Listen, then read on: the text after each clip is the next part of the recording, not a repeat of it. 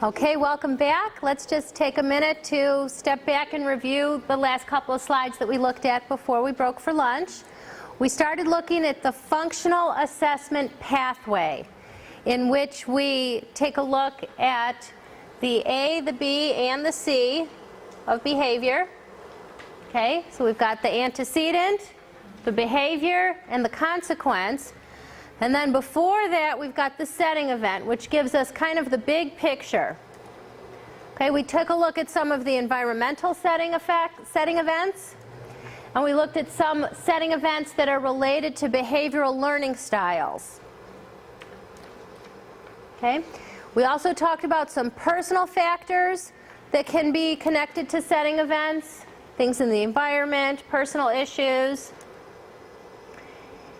And we were just up to here where we take a look at some examples. Okay? So if we're looking at medical issues, okay? Say you have a student who's supposed to be taking medication, but for whatever reason, either time in the morning or financial reasons, the student is not taking their medication. You end up having the student shouting out in class that day because they don't have the self-control that they're deriving from the medication. Okay. You have another student, if she has to sit for long periods of time, maybe it results in some sort of physical discomfort, and it leads her to throw her books on the floor and start crying. Okay. Maybe you have a student who has a sensitivity to various activity patterns. Okay. So if you've got the same thing, the same type of thing going on over and over again in your curriculum, the student kind of craves the variety and ends up getting up out of her seat and wandering around and teasing peers. Okay? We have another example of a student who is refusing to leave his assigned table, especially when the schedule has changed because of a special activity. This is a student who has a strong need to follow a specific schedule and doesn't like it when there's a change in the schedule. Sometimes relationship issues can be setting events. Okay? If we have an example of a student who earlier in the day happens to get a reprimand from a teacher, and then it's just kind of impacting the whole day, and maybe towards the end of the day he's more likely to put his head down. Okay? Another student may be showing off in front of friends. If there's peers around, that's when you start to hear the language. Okay? Another student spent the weekend in a different environment, and it has an impact on the student's behavior when she comes back to class at the beginning of the week. Now this is something that I like to talk about in terms of spent the weekend in a different environment, and it has an impact on the student's behavior when she comes back to class at the beginning of the next week. Now this is something that I like to talk about in terms of any diagnosis, any situation. The setting events are something that help explain why things are happening. We're not looking for an excuse. It's kind of like the student who says, oh, I have ADHD, that means I can't pay attention. Okay? It explains the reason, but it doesn't give the child with ADHD an excuse to not pay attention. It means that there's an awareness and you come up with strategies. Okay, we have something very loud happening next door. Okay, so again, say there's something happening in the environment. You're looking for explanations, but that's not an excuse. You're not going to say, oh, Johnny spent the weekend at his uncle's house, therefore it's okay if he has bad behavior all week. You're just looking for reasons. Okay, so now how do we take this information and put it into that four-part format? Okay, so if we say, here's our hypothesis, when given a difficult or non-preferred task, Jacob will hit, kick, or bite adults to escape the task. This is a hypothesis. Okay, so how do we put it together? The first thing we've identified is that the non-preferred task, such as sight words or math, are going to trigger a behavior of hitting, kicking, and biting, and the consequence is the student gets to escape the task. And they have identified that in this situation, the setting event is the student is sick or tired or having a bad day. Okay? So those are the setting events that make the behavior more likely to occur. Okay? Here's another example. This is a student. The trigger is given math. Okay? Given math or some other tasks. Okay? When given math worksheets and other assignments, Caesar does not do his work. He uses profanity and disrupts lessons, especially when he's worked alone for 30 minutes without peer contact. Okay? The work ends up not getting completed, and he avoids teachers' requests. Okay? And that's interesting that they've identified this, when he's worked alone for 30 minutes without peer contact. Okay? So that's the setting event. Independent work for 30 minutes. Ends up with, then you give him new work, disruption, he doesn't complete the work. Let's jump ahead real quick just on this one. What types of interventions would you come up with if you've got this identified? What would be a sample intervention? Yes? Change the amount of time. Okay, absolutely. Right. So if you've identified a setting event as 30 minutes, maybe you'll only have him alone for 20 minutes. Okay? So identifying these issues leads you right into the interventions. Okay? Here's another one. I've got a young man. Anytime these two girls come near him, he is very unhappy. Okay? And it happens more when he's tired. Okay? How would they maybe know this? How would they be able to identify that it's happening more when he's tired? What information would they be looking at?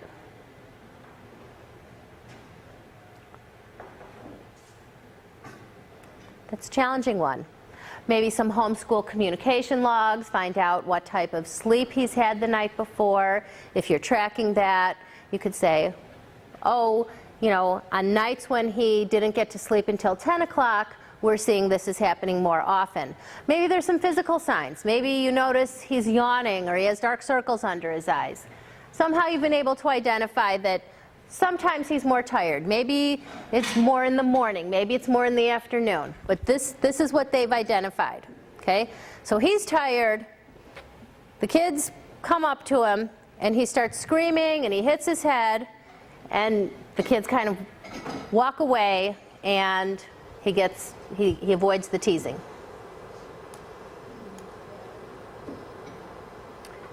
All right. A few more examples here.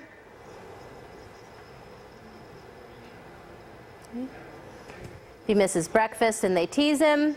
He calls them names. He hits them. The teasing stops. That's his way of coping. Okay? Got a student who kind of stares off. This is more of an attention problem. It's not really a behavioral problem, but she's kind of staring off, and the teacher takes away the difficult work. All right. This is less confusing than it looks. This line right here is what we've already looked at. Okay? Right across here. We've got our setting event, the antecedent, the behavior, and the consequence. This is what they're currently doing. This is what we would like them to do instead. Okay? So currently, behavior problem. Here's the ideal behavior. And we've identified the maintaining consequence. Okay? It's to escape. It's to get attention. Ideally, the student is completing their homework because it gives them the satisfaction of a job well done, and they know that maybe they're going to get an A on their report card, which ensures success in the future. This is kind of the ideal up here. Okay? Right now we're focused down here. Okay? Right now we have the problem behavior and a maintaining consequence of attention, or getting something, or escaping something. And we want to come up with a replacement behavior that's going to get them the same thing. And this is what we talked about before. If the student is engaging in inappropriate behavior to escape the task, can we possibly teach them a more appropriate way to escape the task? Can we give the student a piece of paper with red on one side and green on another? And green is always facing up, but if the child needs to escape the task, turns it over to red, child is allowed some time to not do the work right then. Okay? The child is getting what they need, but it's not disrupting the rest of the class. Okay? So that's one example.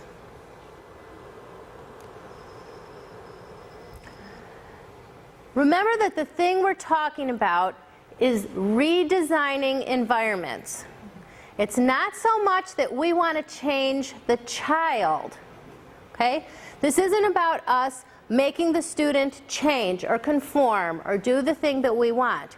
We want to look at what we're doing and the environment that we're providing that's going to allow the student's behavior to change.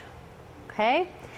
And as challenging as that can be, as the adults in the room, we get to build our skills. Okay?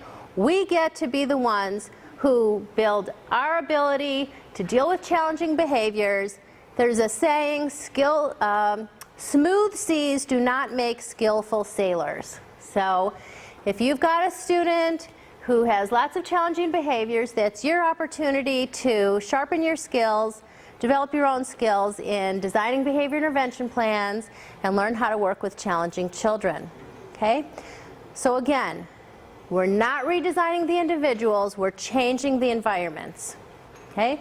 So these positive behavior intervention plans are going to describe what changes are taking place in the behavior of those who are working with the child.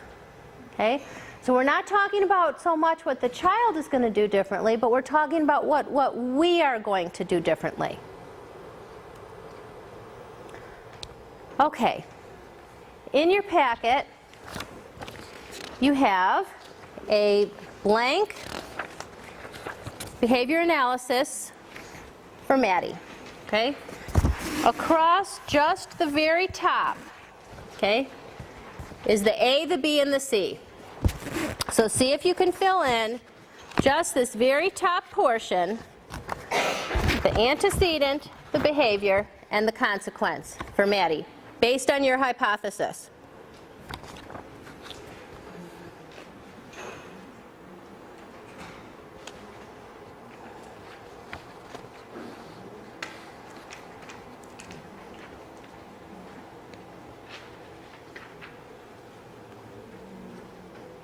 Same, 3, A, B, and C, and those are going to go across the middle. You're going to be adding in your hypothesis of the setting event. So, and then it's going to go down the middle. So just transfer them down to the middle. Does that make sense? The circle goes in the circle, the square goes in the middle square, and the triangle goes in the bottom triangle.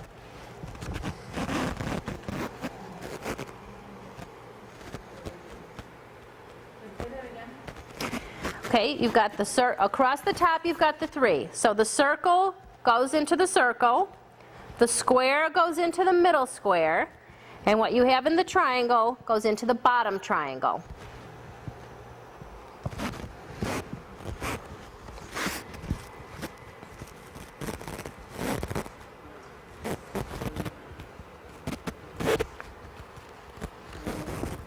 Now in the bottom square, try and think of another way that you could teach Maddie to obtain the function you have written in the bottom triangle. So you've got the same trigger, which is the circle. You're going to teach her a new behavior instead of tantruming that's going to get her the function you've identified, the consequence that's in that triangle. Are you saying the consequence might be to avoid the work? Oh, yes. So if you've identified in the triangle the consequence is avoid the work, how can you teach her a different way to obtain that?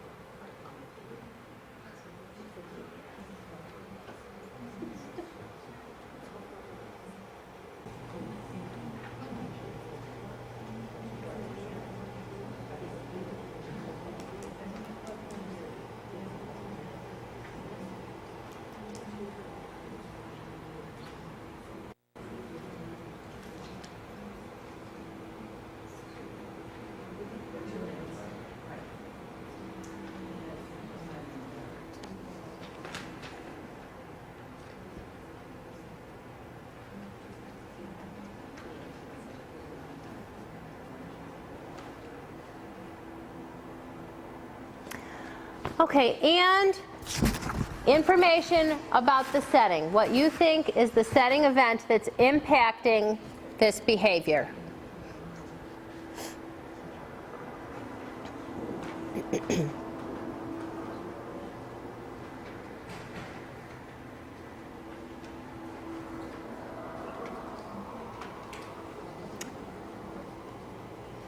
Is that noise coming from in here? Or?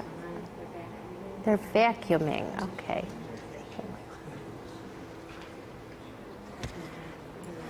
Okay, what did some of you come up with for the setting event? Anybody have anything filled in for a setting event? The work is too challenging. Okay, so the hypothesis is the setting event is the work is too challenging. Any other hypotheses for a setting event? Low self-esteem is a setting event. Okay, low self-esteem, setting event. Work. Wasn't she labeled with like a learning disability? A learning disability is a setting event. Okay, good. Okay, so we've got some setting events there. What do you guys have for the antecedent? Independent work. Independent work, that's the antecedent. Okay, and what do you guys have kind of that tantruming-ish type of behavior described here. And what do you have as the consequence? You've got escape. Get assistance. Get assistance. Anything else? Alternate activities for a few minutes. Okay, so the consequence is she's escaping or getting some sort of assistance or attention. Okay, so now in the bottom square, what are some alternate strategies you could teach her? So let's hear yours. You said give alternative activity to do for 5 minutes. Okay, so one strategy is give her an alternate activity. Okay, great. Something you know that she can complete. Okay, great. What are some other strategies you've come up with? Take a break, water break, or Okay, so you're going to teach her that when she's given independent work, if she feels like she can't complete it, that she's allowed to request a break. Okay, so that's a strategy. Okay, any other alternative behaviors that you guys have come up with to teach Maddie? Using some kind of like card or something that she can turn over to show the teacher that she would like like an appropriate way to ask for assistance. So she Okay. has the opportunity to still ask a question, but it's more appropriate. Okay, so you're going to teach her a more appropriate way to request assistance. Yeah. Okay, so you come up with whatever strategy this is, and you teach her you can still get help. This is a better way to do it than having these behaviors. Okay, great. Any other suggestions? like an assignment reduction. An assignment reduction, okay, so maybe everybody else is getting 6 math problems, and you say, Maddie, you pick any two that you want to complete, you can finish those 2 problems. Okay, so you're modifying the work. Good. Anything else? Good, okay, these are all good strategies. These are interventions that you can use, new skills that you can teach her that are all going to reduce the tantruming behavior. Okay? Are there any setting changes that we could take a look at? We had for the setting event, low self-esteem, the work is too challenging, the learning disability. What can we do taking a look at the setting? We've got here and here, so. I don't know if this is what you're asking, but I wondered if maybe she has poor communication skills, Okay.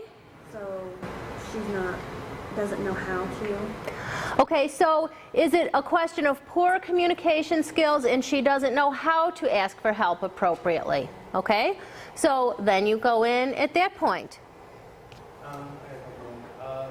Child, I think it goes a little bit what she said. The child might not be able to like hear or see well enough, so might need to like push up closer. Okay, And then if that doesn't work, like might need a smaller classroom. The classroom might be too big. Okay, so again, looking at environmental variables. Does the student need a vision test? Does the student need a hearing test? Do we need to look at the class size? Is this amount of students overwhelming for the student? Okay, so those are setting changes you can look at. You're looking at what can we do in the environment. You're not saying what is Maddie going to do differently, but you're saying what are things that we could take a look at that are going to help her. Anything else that's a setting event change? Anything else in the environment? How would you address some of those issues that you've identified? How would you, yes? You could modify the work, or perhaps she needs additional outside assistance. Okay, either modify the work, see if she needs some tutoring, some extra academic assistance. Somebody mentioned self-esteem. What could we do to address that?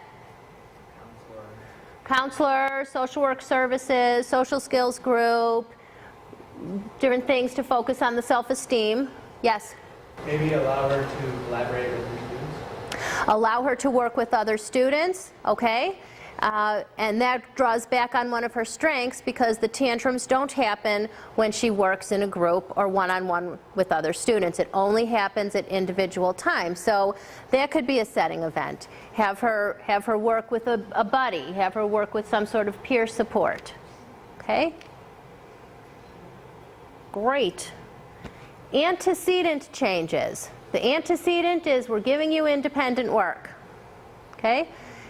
I think we've had a few that kind of address that. If you change the assignment from independent work to work with a peer, you've made a change in the antecedent. You're not giving her independent work. Any other suggestions for changes in the antecedent? Yes?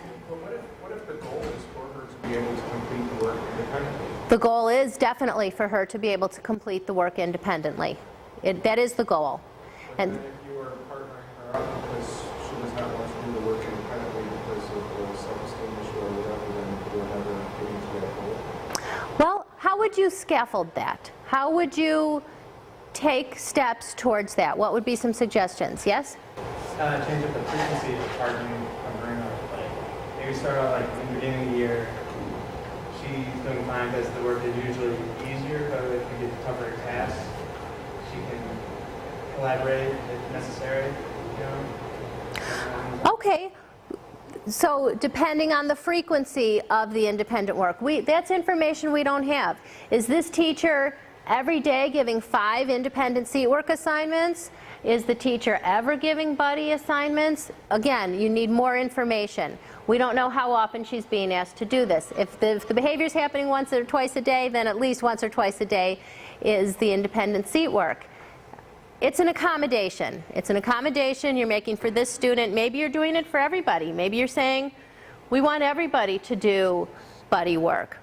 Maybe you could say, okay, we're all going to have a buddy, and we're each going to do our own work, but then we're going to check with the buddy. You could kind of build and see what her tolerance level would be.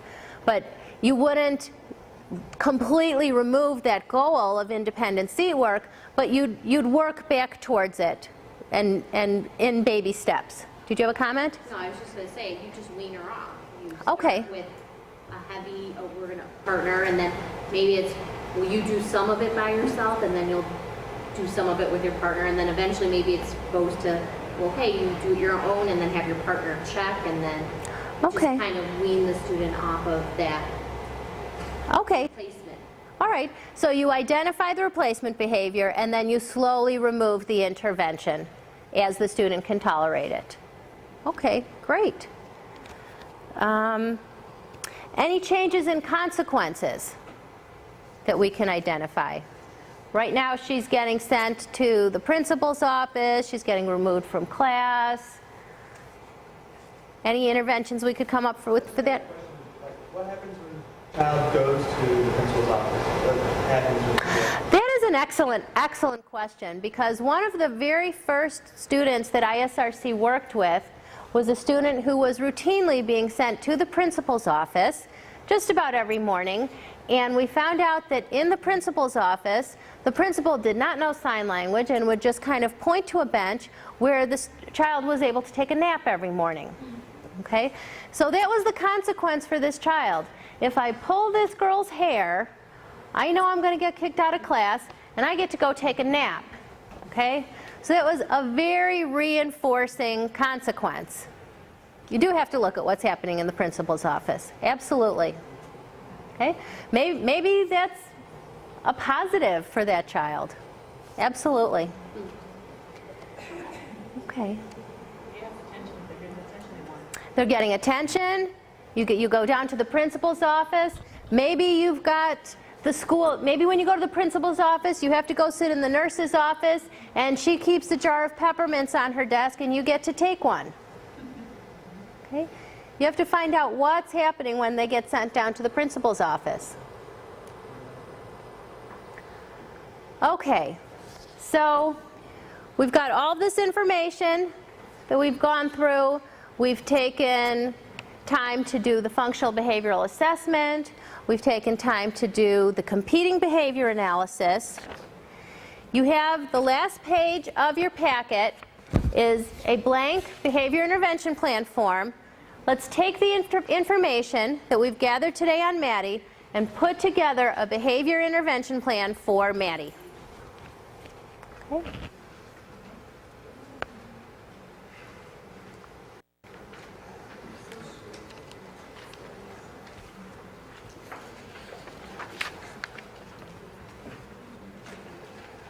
Just absolutely have to have another couple minutes?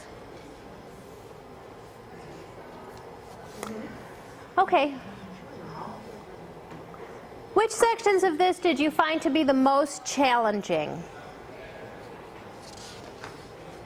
Any sections in particular that were more difficult than others?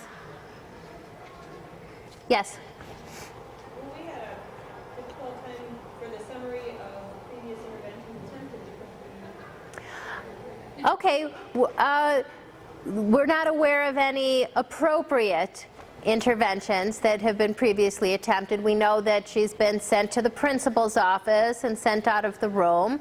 If this were perhaps a school that was implementing PBIS, then we could talk about the fact that previous interventions were, we could go through that RTI model. We've taught the student about respect and responsibility. Yes?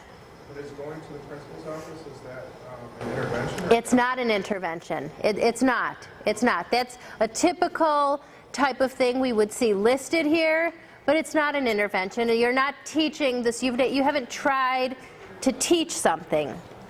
Absolutely. It's a typical thing that we would see in this space that's inappropriate. In order to come up with this behavioral intervention plan, do you need to have already show like documented interventions?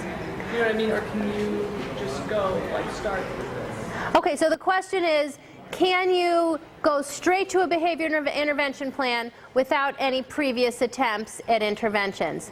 And you should not. You should have some universal level interventions, you should have some targeted level interventions, and by the time you're doing a behavior intervention plan, ideally you should have a list of previously attempted interventions. We don't have that information here. Okay? Any other sections that were particularly challenging? Okay?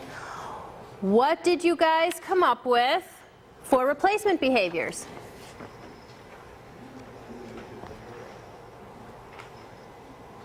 Yes? We said direct instruction on how to use a break card system. Okay, direct instruction on how to use a break card, meaning you're going to teach her an appropriate way to request a break instead of this screaming and yelling. Okay? What else? What other replacement behaviors did we come up with?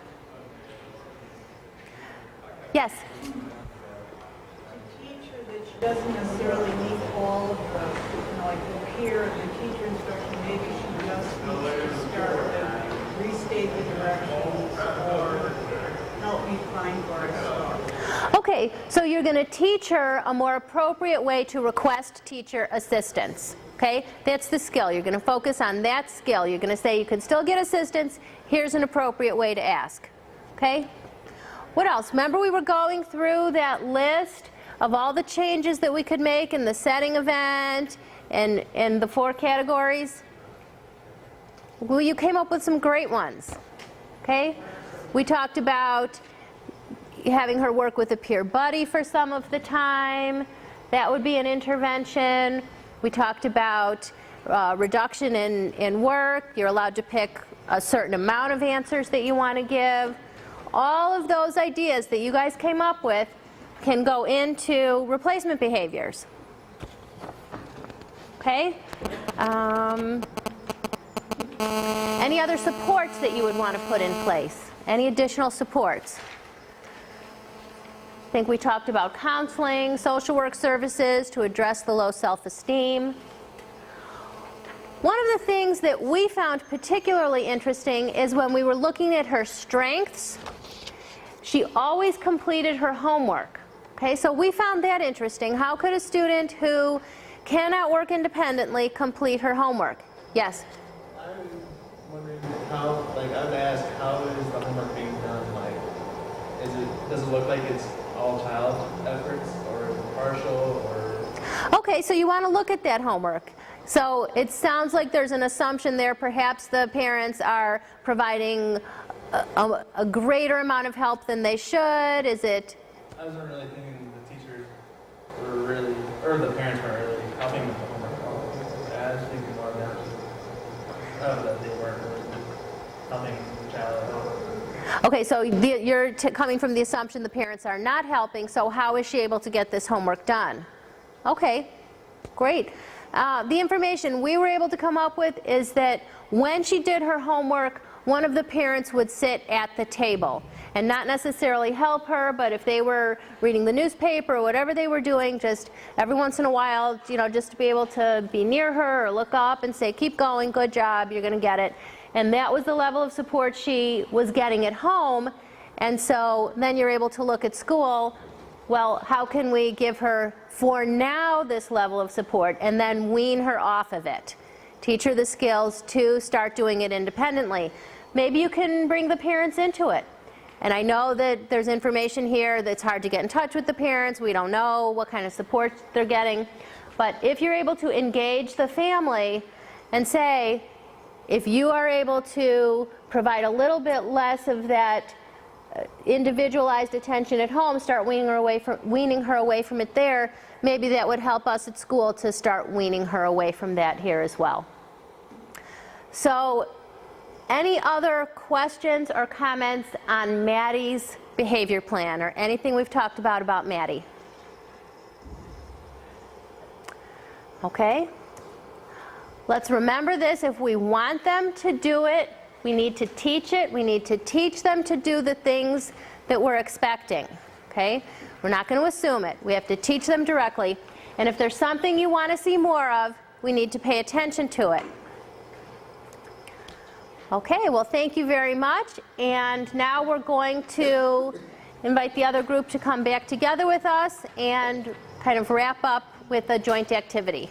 Okay? So if we could let them know they can come in now. That has questions about coaching. Okay, does everybody have that? If you would please take a few minutes as a team to answer those coaching questions. Do you not have that? You don't have questions about coaching? Let me get that for you.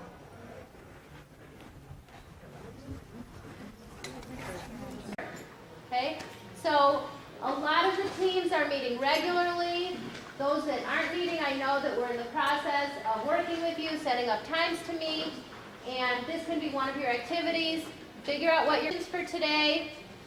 We have 2 spots up here. On this side is if you were in number 2, which was using current data. On this side is number 1, developing effective behavior intervention plans, and the evidence of completion forms for each are located right here. Okay, any questions? Okay, thank you, and we will see you in December.